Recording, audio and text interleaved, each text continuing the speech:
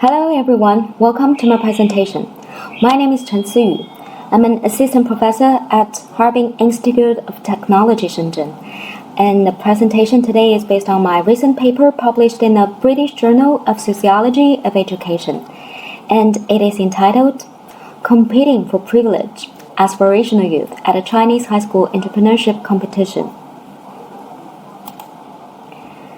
In the presentation, I'll first of all introduce the research topic and question, and then I'm going to talk about the theoretical framework of the article. After that, I will briefly introduce the research method, and then share with you some of the ethnographic findings analyzed in my article. And finally, we're going to get on to the conclusion. The recent expansion of the overseas education market in China have given birth to the so-called background promotion projects. These type of projects aim to help elite university aspirants elevate their application backgrounds. Based on ethnographic findings of a Chinese high school entrepreneurship competition, one of such programs, this study analyzes how prospective applicants to Western elite universities learned the art of aspiration by constructing and performing entrepreneurial subjectivities. Theoretically, this article builds a link between the concept of the aspirational class and the theory of the capacity to aspire. With the decline of the manufacturing economy and the ascendance of a new post-industrial economy, knowledge and expertise have become the means through which one achieves wealth and social prominence.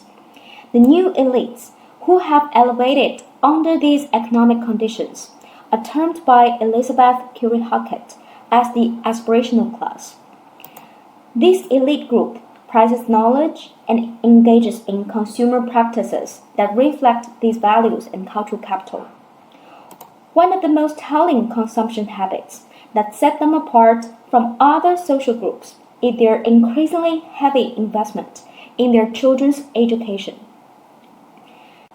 Currid-Halkett's notion of the aspirational class also applies to the Chinese context, where a shift from a labor-intensive industry to a knowledge-based economy is taking place.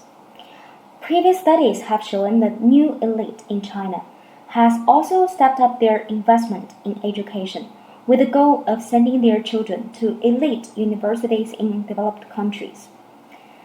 As a matter of fact, many of the participants in this high school entrepreneurship competition turned out to be the children of the aspirational class, which attests to such observation. The selection criteria used at Western elite universities are based on the meritocracy paradigm that values a proven track record of achievements that signal sophistication, talent, and intellectual promise. Such experiences align with the shared values of the aspirational class, and familiarity with these cultural values and social practices is closely related to the capacity to aspire. According to Appadurai, aspirations as cultural capacities are formed in interaction and in the thick of social life. And such capacity is closely related to local ideas and beliefs. And the rich and powerful have a better developed capacity to aspire because of their greater stocks of experience and opportunity to explore the unknown. Seen from this perspective, the high school entrepreneurship competition can be regarded as part of an overseas education pipeline that enhances the students' capacity to aspire globally. The high school entrepreneurship competition examined here is a weekend-long event. In this competition, participants build startup teams, design and prototype products, and pitch their projects to a panel of judges, many of whom are potential investors. It is held once every semester break in Shenzhen, and I conducted my ethnographic study on 2 occasions. One was from the 13th to the 17th July 2017, and the other one was from the 22nd to 25th February 2018. I compensated for the short duration of the field study by employing a mix of data collection methods, including interviews, focus groups, on-site and participant observations. And now I'm going to share with you some of the ethnographic findings in my article. As you can see, the analysis is divided into 3 parts. First, competing like startup entrepreneurs. Second, competing with social tactics. Third, competing for bespoke experiences. And now let's get on to the first part, competing like startup entrepreneurs. Since aspirations are closely related to local ideas and beliefs, to enhance the capacity to aspire requires the pursuit of very particular forms of culture at particular sites. And I argue that the competition is a venue where the participants learn the language of the global economic subject through a strategic process of cultural self-fashioning. And this was reflected in the participants' changing perspective on fashion. When I met the participants on the very first day of the competition, they were typically stylish teenagers with chic outfits, trendy hairstyles, and the latest electronic gadgets. The competition was already on before the opening address, with boys fiddling with their fancy headsets and girls clutching their designer bags. Their interest in branded goods is symptomatic of China's rising trend of conspicuous consumption. Since the time of China's economic reform, the desire for material goods has been officially legitimized and widely promoted.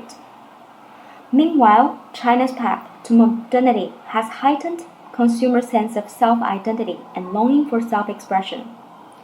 Consequently, conspicuous consumption has become a trend in China, especially among the rising elite. Meanwhile, their American counterparts are now looking for more subtle status markers derived from conspicuous production and inconspicuous consumption. The organizers apparently didn't want the participants to be sidetracked by this additional competition around habits of consumption. After the opening ceremony, everyone received a black event t-shirt. Yao, the organizer, who was wearing the same t-shirt himself, explained, "I put a lot of thought into the dress code for this event. I initially planned to wear something fancy, and it occurred to me that we shall not be sipping champagne at a cocktail party but pouring blood, sweat, and tears like real startup entrepreneurs." As we can see here, he was drawing a binary between leisure seekers and hard workers. By doing so, Yao distanced the consumption of luxury goods from the entrepreneurial ethos that the competition aspired to uphold. The participants' spending habits were also reflected in the business ideas that they came up with. Out of the 36 business ideas that were initially proposed in the 2 competitions, 9 were related to high-end fashion, and only 1 of them made it to the next round. Those who failed in the very first round learned a hard lesson. As Gordon, one of the participants, put it, "Fashion is just a part of our lives. We need to be more attentive to a wide range of things to discover new business opportunities." The willingness to appreciate various experiences and tastes is the starting point for cultural omnivorousness. According to Currid-Halkett, such an eclectic cultural preference is a marked feature of the aspirational class, and it is a new form of cultural capital that reflects education and comfort in diverse environments, which provides advantages in an open world.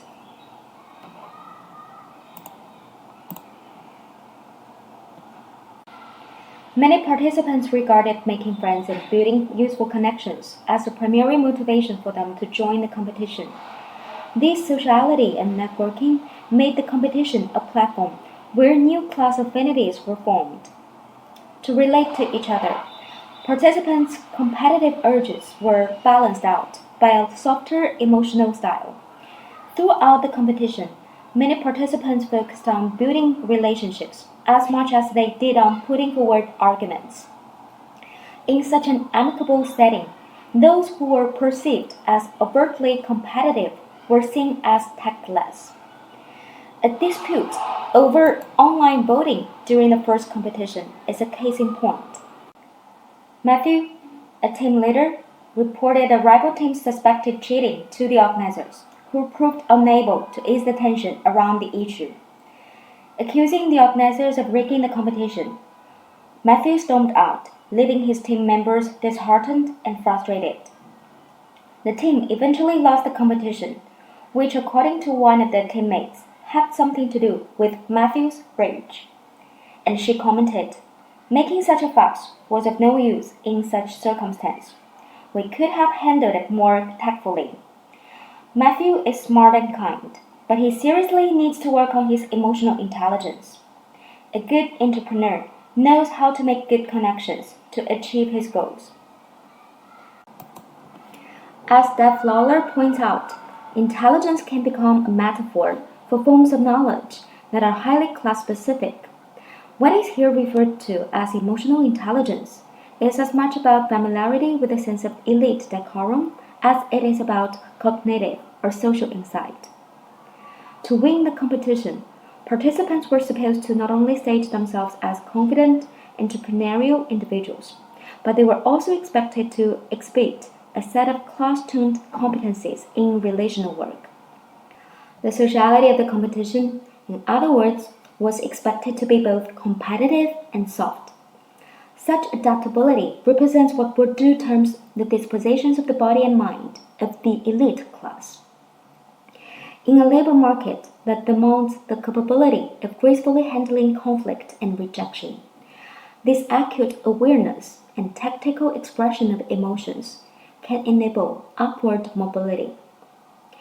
In this way, the competition becomes part of a process where participants learn to engage in a mode of interaction that reflects privileges and advantages in social life.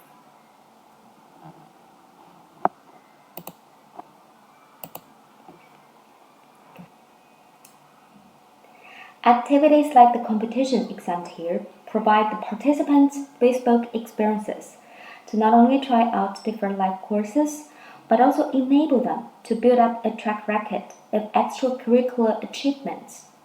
And this is conducive to their future study and work. An informant named James was a case in point. He was committed to his aspiration of being an entrepreneur and had it carefully planned out. He claimed, "I want to study business in New York. You know, it's the best city to get into that circle. Then I'm going to join a consultancy. After I accumulate enough capital and resources, which probably will take about 10 years, I'm going to start my own business, and hopefully it will go IPO within 10 years. James had already taken one step closer to realizing his life plan. 8 months after serving as the leader of the competition's runner-up team, he got admitted to an elite business school in New York. According to James, the success of his college application had a lot to do with his participation in the competition, which was highlighted both in his personal statement and in an enthusiastic recommendation from one of the judges. Given that college admissions committees seek proof of well-roundedness, drive, and leadership potential, as indicated by applicants' involvement in extracurricular activities, James' experience with winning the competition likely gave him a leg up in the race for college admissions. Moreover, studies have shown that the credentials, social aptitude, and insider experience accumulated through such extracurricular activities are deeply entrenched in class-based definitions of self, success, and personal style. It has not only helped build competitive profiles for elite college admissions, but also have a positive effect on the application process for elite jobs in the future.